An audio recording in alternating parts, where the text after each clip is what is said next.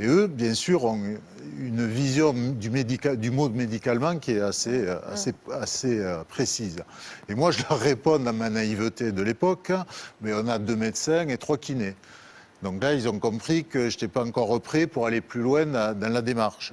Mais il était évident que si avec les perches qui me tendaient, avec les anecdotes qu'ils me racontaient, si j'avais dit « Ah bon, mais on peut progresser avec tel type de produit », je serais rentré dans une démarche où ils me les auraient proposés. Dans votre club, personne n'en parlait. Aucun médecin ne vous a dit « Vous pourriez être plus performant en prenant tel ou tel produit ». Et entre vous, vous n'en parliez pas.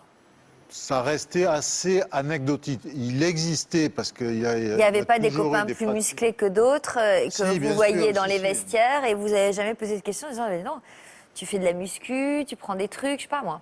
Si, bien sûr, mais ça reste un sujet sur lequel il est difficile d'aborder directement, parce que la première réaction, c'est de la négation ou le déni, et vous ne pouvez vraiment l'aborder que si vous rentrez dans la démarche d'abord. Donc il faut faire ses preuves.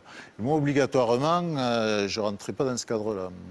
Alors, est-ce que, avec le recul, vous vous dites que vous avez été dopé à l'insu de votre plein gré, comme dirait l'autre?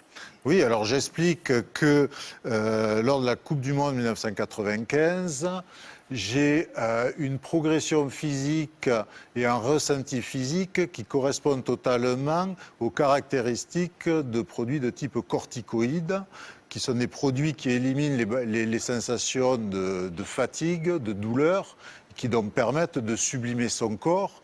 Et en le sublimant à l'entraînement, vous allez améliorer vos performances. Donc vous avez noté ces caractéristiques chez vous?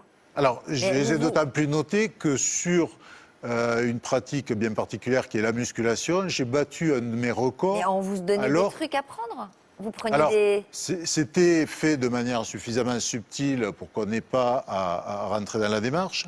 Parce qu'on était donc dans une logique de préparation d'une compétition et puis de compétition. Ouais. Avec une quantité d'entraînement importante, donc avec une logique de nous donner des accompagnements à la récupération qui, moi, dans ma naïveté, correspondaient très bien avec ce que j'avais pu prendre, par exemple, quand je préparais le baccalauréat, qui était censé améliorer la mémoire, par exemple.